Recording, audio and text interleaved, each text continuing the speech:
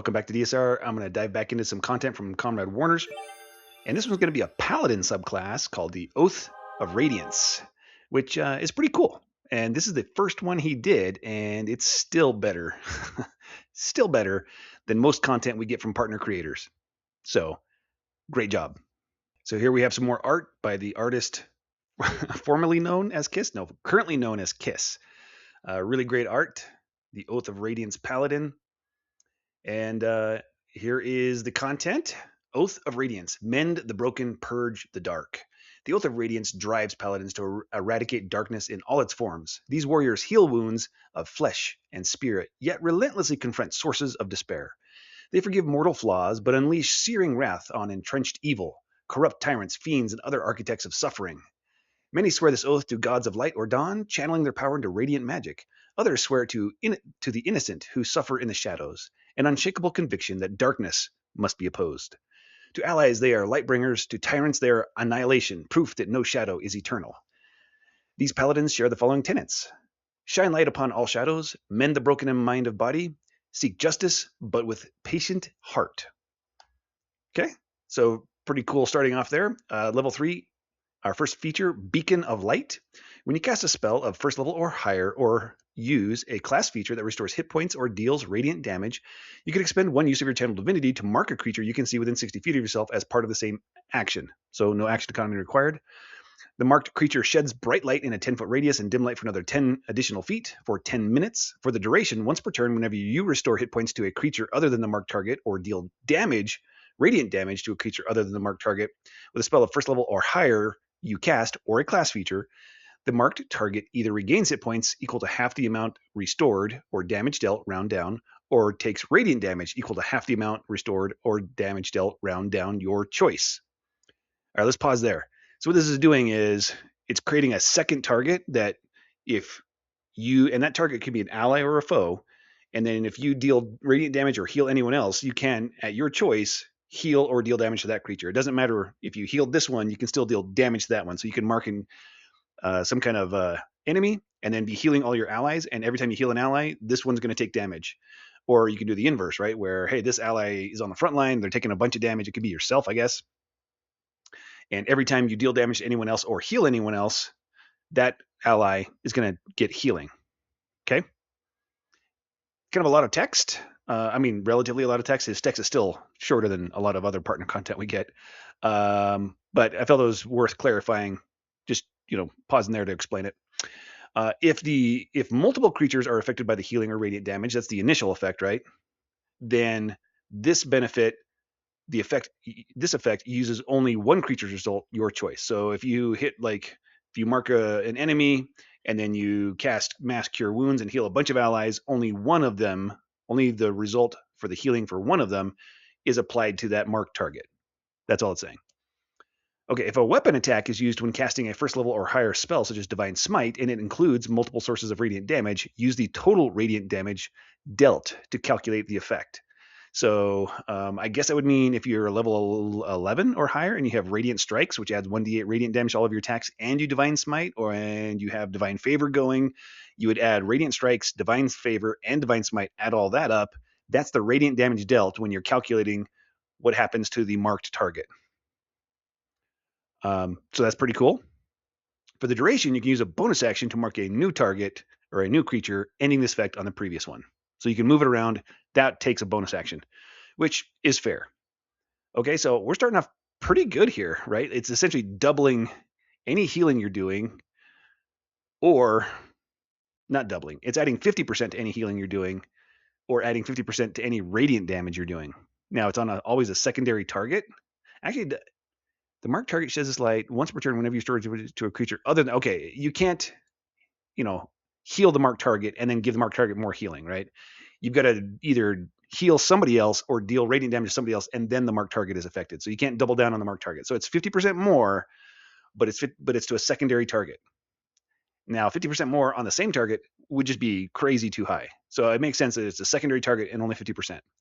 I like it. Our oath spells right at level 3. We get these spells prepared. When we are level 3, we learn Light, Guiding Bolt, and Healing Light. So we get a bonus cantrip there, which makes sense, light. At 5th level, we gain 2 second level spells, Aid and Shining Smite. And 9th level, we get Beacon of Hope and Spirit Guardians. And let's see, Guiding Bolt and Healing Word are not on our spell list. Technically, neither is Light. So all 3 of those are good. Aid, I think, and Shining Smite definitely is on the spell list. Beacon of Hope, I think, is also on the spell list. Spirit Guardians is not. And Spirit Guardians is such a great spell. Very, very good for Paladins. So that's a sweet one to do. And every round it'll trigger, as long as you choose the Radiant version of Spirit Guardians, it'll trigger that Beacon of Light effect every round. 13th level, we gain some 4th level spells, Death Ward and Resilient Sphere, both very potentially.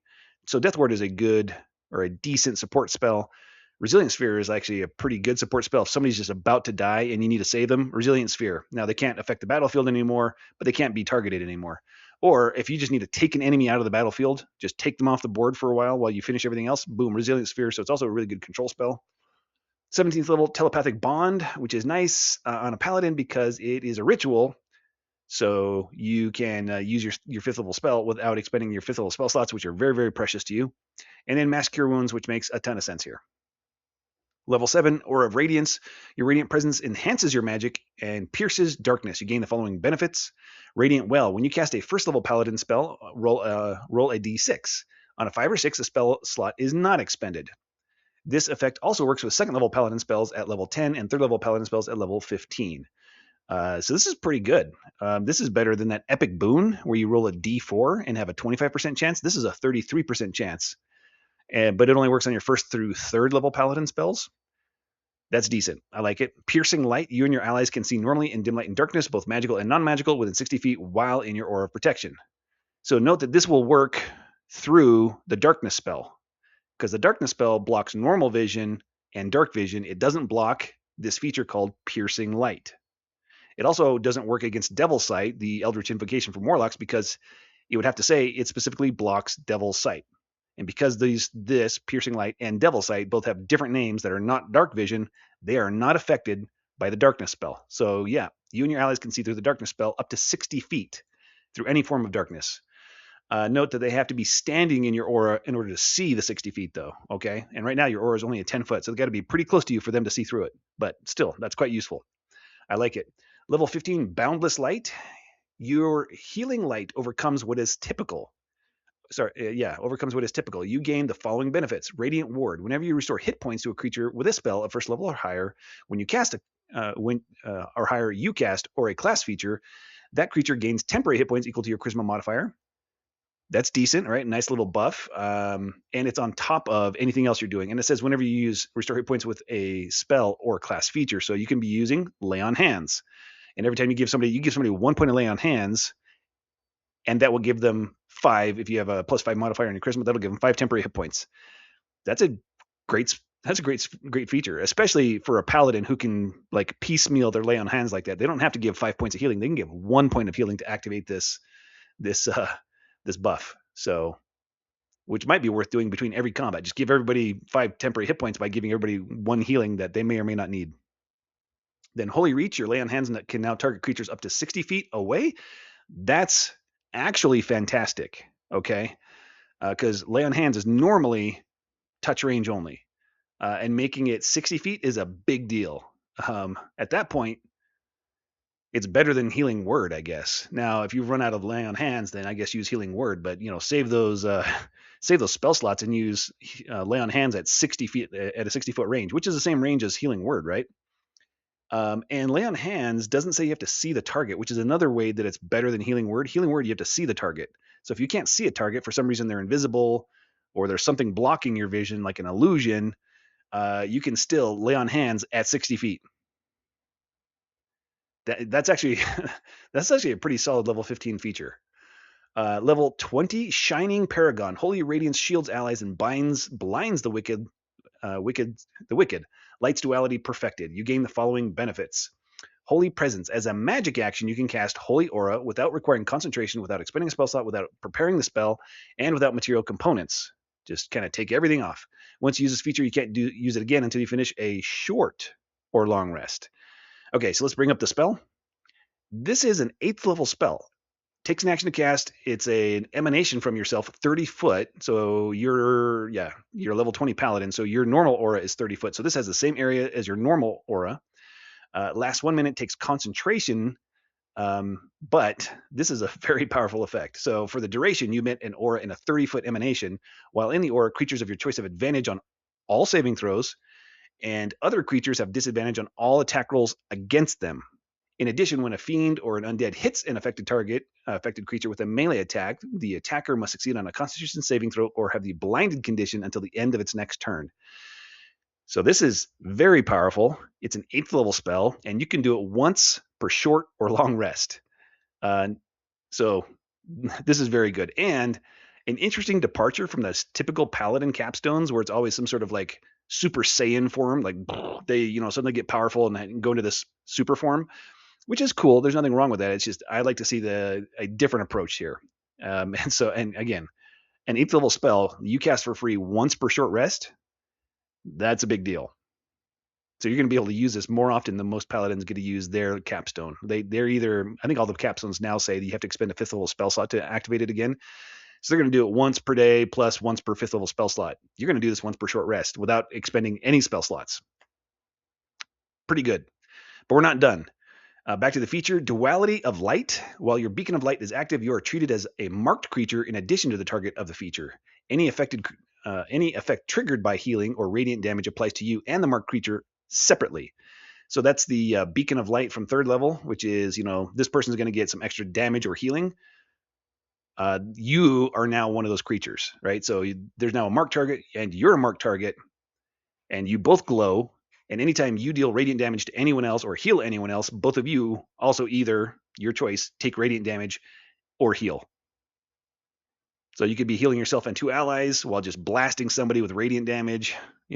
This is great. And there's no save against this damage, right? They just take it. Yeah, you just deal the radiant damage to another creature. So what you could be doing is mark an enemy, right? They don't get a save against that. They're marked. Then hit an ally with like power word heal and heal them for like 300 hit points, which is an auto 150 points of radiant damage to the marked creature. I mean, you can't cast power word heal. But if you're a multi-class bard paladin, you could. Yeah. Go 3 levels to get this, then go 17 levels bard, and now you have power word heal. And then you do this. You mark the enemy and you just like power word heal and use all the best like healing spells you possibly can, just keeping all of your allies alive. And then blow away the enemy without ever actually targeting them directly. Like you could be cast mass healing word, or not, what's it called? Mass heal, which is 700 hit points distributed across your whole team. So the enemy thinks that they're about to take you down. And you just like mass heal your whole party. They're all back up to max hit points, and the enemy just took like 350 points of radiant damage. No save. That's hilarious. You would have to multi-class to pull this off. Let's rank this thing. I'm going to give it an A overall. I think it's nice and solid, but I'm going to give it an S for multi-class dip for specifically that interaction I just described, which is you go 3 levels of this and then 17 levels of like bard or something else that's a full caster that you can use to get like power word heal, heal, mass heal, things like that, and just, or even conjure celestial. Yeah, conjure celestial would also wreck with this thing. So so you're going to multi-class, do one of those things, and then you're just dealing a potentially a crap ton of damage to one target while you're massively healing the party. You're going to be a wrecking ball, but it's still an S. And it's actually my first S that I'm giving Comrade Warners, but it's an S, not an S1. And it's only an S for this multi-class player shenanigan-y type of thing. If you just go do this thing straight classed, it's actually a solid A. I'm going to give it an A for range damage dealing, B for blaster because the Spirit Guardians, the range damage dealing is Beacon of Light, C for controller, they get some nice control spells, A as a healer, Beacon of Light is a great heal feature, they get some great support spells and great support features as well, so they're going to be an A there. B for self buff because you could be and an A for survival, because you could be marking yourself with that beacon of light, and then you heal when you're dealing damage to others. You're also benefiting from piercing light yourself. You also have the ability to use some of your buff spells on yourself. Yeah, so this is a pretty. It seems very straightforward and easy to use, but actually is probably if you want to be a paladin, if you want to play the healer as a paladin, this is it. This is the best paladin healer of all the paladin subclasses I've looked at so far, while still without sacrificing anything that a paladin is. Kind of like the redemption paladin tried to do this a bit, but I think the redemption paladin was a huge fail. I didn't like that at all. Mechanically, didn't make sense. And it wasn't even a very good healer. This does it much better. So you can be a healer and not sacrifice anything. You're healing while kicking butt, which is fun to do, right? And here it is in context with every other partner class and subclass I've ranked. It is all here in this Google sheet, the one Google sheet to rule them all. And if you don't see other things you're normally used to seeing, it's because I have many tabs here. This is the partner classes tab. I think I've done, what is this? 81 classes and subclasses from partner content now. All right, here's where the Radiance Paladin falls in there.